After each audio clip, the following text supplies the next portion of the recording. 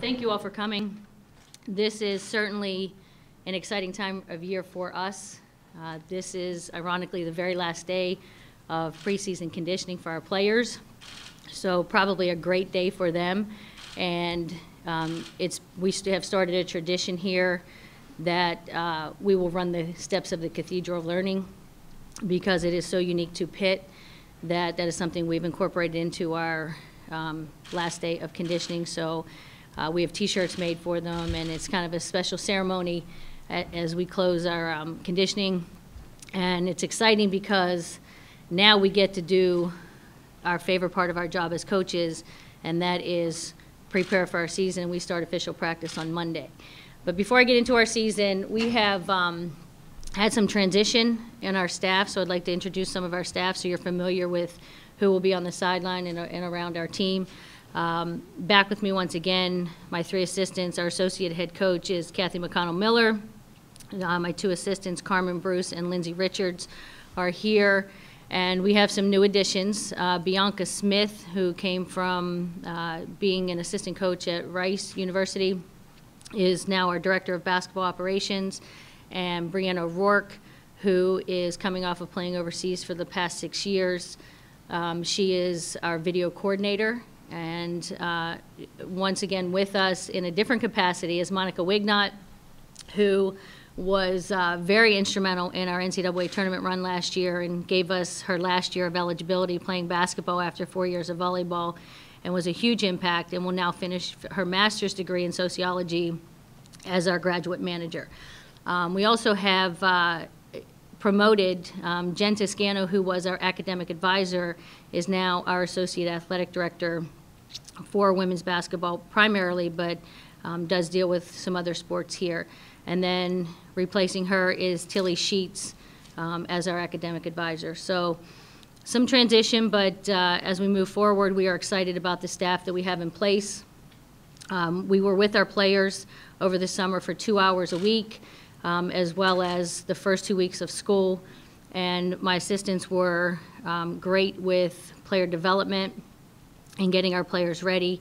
And then as of September 15th, we could work with our players all together as an entire team. And that's been exciting for the 2 hours that we've been on the court with them, you know, working on player development, but also looking to get our players to play together, to develop that team chemistry that will be so important. As you heard, we have 5 new freshmen and 3 sophomores who started, so we are very, very young. So just to talk about our players a little bit, Bubbles Anderson, who academically is a senior and will graduate at the end of this year. Ironically, as a redshirt, we really don't even know what year she could be as a redshirt because she has only played 9 games for us. Tore her ACL for the second time and had surgery last November. And it has been recommended by our doctors that she no longer play collegiate basketball just because of being so prone to that injury. So she will not play this year for us. Getting back, Brittany Gordon, who is a senior, was out with a shoulder injury last year. She will be back and healthy for us this year and give us some leadership and some experience because we are so young. In our junior class, we have Fred Potvin, who has come back, and we've asked her to step up and provide some leadership with us being young and leading by example, as well as becoming a vocal leader for us, just because we're looking for players to step up in that capacity. We also have a transfer, Destiny Gibbs, who transferred from USC, played 2 years there, but then graduated and will have 2 years of eligibility for us. And she just brings a toughness about her, an experience at a high level, and has really started, once she now has started to get a feel for us, has really started to pick up her game for us. So we're excited about what she brings to our team. Then we get to our sophomore class, probably our most experienced as far as playing time. Stacia Carey, Yassine Diop, and Asia Bug, who have been really good for us in this preseason. You can tell the experience that they've had being a part of an NCAA tournament team this past season, being counted on ready to take on that challenge of being leaders on the court for us. You know we don't promise anything as far as a starting position, but these three are showing up at practice every day as if it's their starting spot that someone must take from them. So we're excited about the energy and the leadership that they are providing for our team as well. And then we get to our 5 young freshmen. We are very, very excited about our 5 freshmen and what they bring, basically a player at each position. And they can all play, they can play together. We can do a lot of things with our lineup and put different combinations on the floor. But it's a class of Callista Walters, Brenna Wise, Kawhi Bradley, Tanaya Lamb, and Cassidy Walsh. And it's funny because sometimes in practice, I will make teams and I will have the players make the teams, and sometimes the 5 freshmen end up together. And they are not shy. They do not back down from a challenge. They come in and they compete. And each and every player, you know, we talk about it all the time, will be counted on.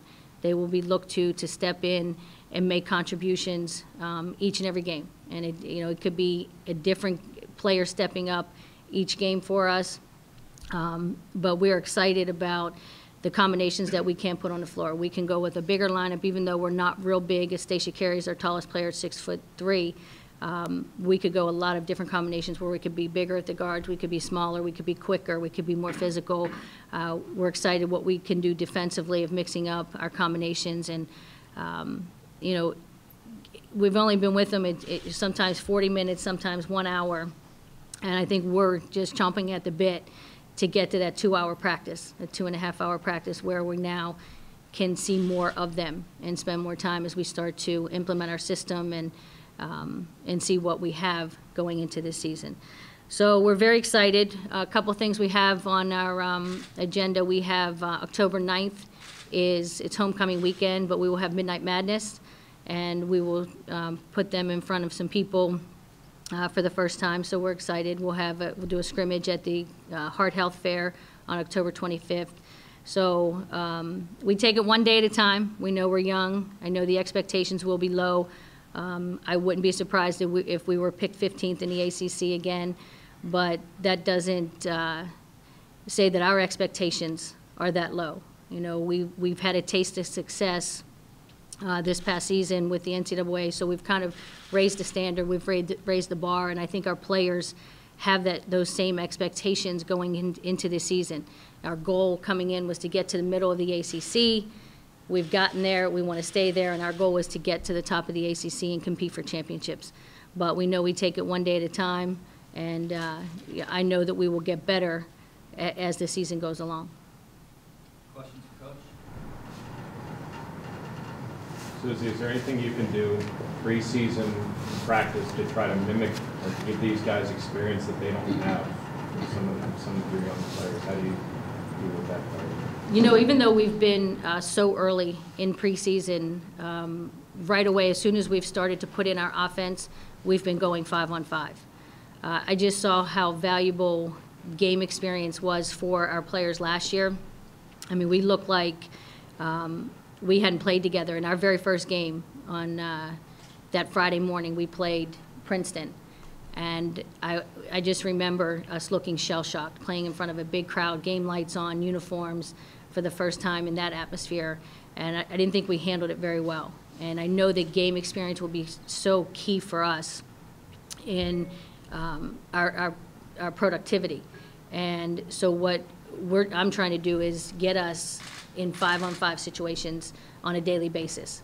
Ted even suggested the noise factor of bringing in, I think football used a crowd noise for the players to get used to it, and just for our players to practice with that, because we know that our first game is 11 a.m. with 5,000 screaming kids. So just trying to simulate what we can. We'll have practice guys starting on Monday when we start our official practice. So we'll get them playing we'll do a lot of scrimmaging in practice. But there's nothing like putting on that uniform, lacing up the sneakers, and going out for a real game. And we also have an exhibition game that at least there's one time they'll be in uniform prior to our first game. You said you wouldn't be surprised if you're picked to finish last. Do you have an expectation or a goal for where you'd like to be, maybe by the middle or the end of the season? I think, looking at the ACC and the history of it, if you've been in the top 7 or 8, typically you have made the NCAA tournament. And that means that the top 7 or 8 have had winning records within the conference. And I think that continues to be our goal. I think we have high expectations, but we're also realistic that, with being young, with not having a great deal of experience, that we hope to compete for a championship in this season, but we know that we are a work in progress and our future is bright. So right now, it's about developing this team on and off the court and developing that chemistry we need to be successful. Do you expect one person to sort of be able to come in and fill what Brianna provided last year? Do you think it's going to have to sort of be an effort of a few individuals to sort of provide that contribution she gave? The one thing that we talked to the team about yesterday was finding our new identity. I think when you look at last year, Brianna Kiesel was our go-to player. She was our leader. She was our point guard. With Monica and 3 freshmen in the lineup with her, they were tremendous. But if you looked at our team, she was our identity. And right now, we need each and every player to replace Bree. It won't be one person that comes in and scores 20 points a game. And we lost a lot of scoring. We lost that defensive pressure that she did game in and game out, picking up full court, disrupting. And we know that each and every player will be counted on to step up their game. Asia Bug right now, if I was to predict a starting point guard, it would be Asia Bug. But Asia Bug's a different player than Brianna Kiesel was. So in my mind, I don't look for Asia Bug to fill Bree's shoes. That will be by committee. We'll have a lot of primary ball handlers. We have shooters. We have a lot of players that complement each other very well inside and out. And we have players that can play multiple positions. So we're excited about the challenge to see what we look like. But that's one thing we talked about is, finding our new identity this year. Is it hard to break that mentality of depending on one player last year? Ironically, that's typically the types of teams that I've always coached, has been team-oriented. Each player has the green light. It's been maybe a different go-to player each game, whether it's an inside mismatch or it's your point guard or it's your wing. We depended on Bree because of her skill set, because of her ability. And I think this year, it's going to be a learning experience for us as a staff of who's going to step up each and every game. How difficult is it, Suzie, to have sort of this, this kind of breakthrough season last year for this program, and now in some ways with the younger roster, almost kind of having, I guess in some ways, do a start over. I guess from a coaching standpoint, how difficult is that? Honestly, last year, I believe we exceeded expectations. We could not have foreseen, after watching us in our first game and some of the games thereafter, that we could have predicted we would be an NCAA tournament team. I think there were times that we talked about the WNIT and the way that our players bought in and they continued to believe and they continued to get better.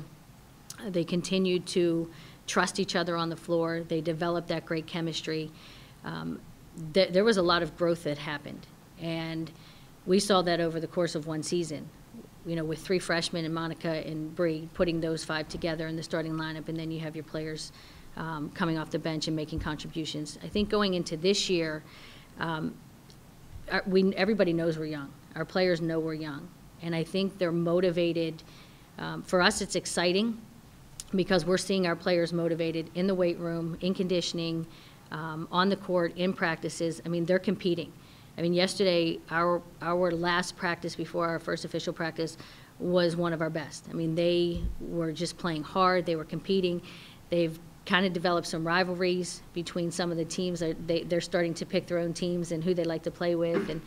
But they're just, it's exciting. The expectations of everyone else is very low, but our expectations remain high. And our goal is to exceed expectations once again. And I don't really feel like we're starting over. We feel like we're building on last year's success. Suzie, how important is it with the youth movement to get 2 road games against 2 perennial NCAA tournament teams in Princeton, and then Michigan, and then a neutral site game against the team that went undefeated in conference play last year in Maryland?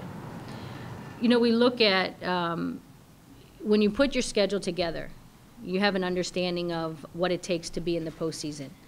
And that is, it has a lot to do with scheduling. And you have to schedule opponents that, with good RPIs that, you know, you compete with. Hopefully you win some of those games, but also at the same time preparing yourself for conference play, because we know that we have to come ready to play every single game in the ACC. It is one of the best conferences, if not the best conference in the country.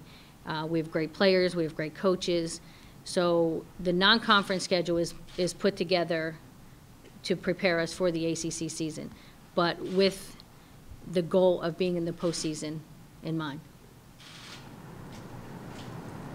Suzie, how did the NCAA tournament affect the program, maybe in terms of belief, recruiting along those lines in the last few months?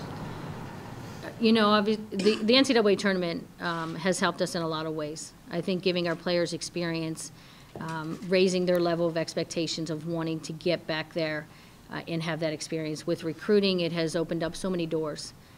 Because we're not the team at the bottom of the ACC going into this year. In our minds, in our recruits' minds, the success that we have had. We have a video, a team video, that highlight video that has been put together, and it incorporates the scene in our locker room when we were announced.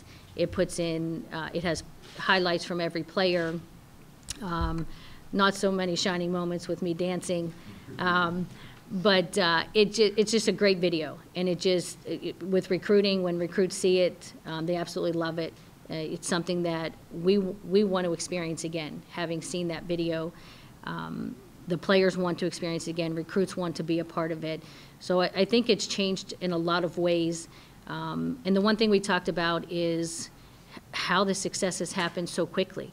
In 2 years, how did we get a team that was struggling to the NCAA tournament, and how did we change the culture so quickly? And you know, I give our staff a lot of credit with the preparation that goes into preparing our team on a daily basis, but I give credit to the players. You know, some might have been resistant to change early on, but then the culture changed, the mindset changed, the work ethic has changed, and now our players, there's a lot of excitement, there's a lot of pride with our players when they put on a Pitt jersey and they wear that around campus, or they're wearing it in the airports, or you know, they put that uniform on to go out for a game. There's a lot of pride among our players and our team. How has Yassine sort of responded to or approached things after the incident she had in the offseason, or maybe whatever discipline was handed down? Yassine's great. You know, obviously not happy with the decision that she has made. But that has all been taken care of, and it's all been put behind her, and she's very focused on what she's doing, because her days are very busy with all of the community service that she has to do, and with practice and being a student athlete. But she's doing very well, and we still look at her as one of our leaders, because she competes, and I think she raises the level of play in practice every single day. You know, when I tell players to put on blue or gold, I mean, I can see players looking and they want to see what color jersey Yassine has on, because they want to be a part of her team.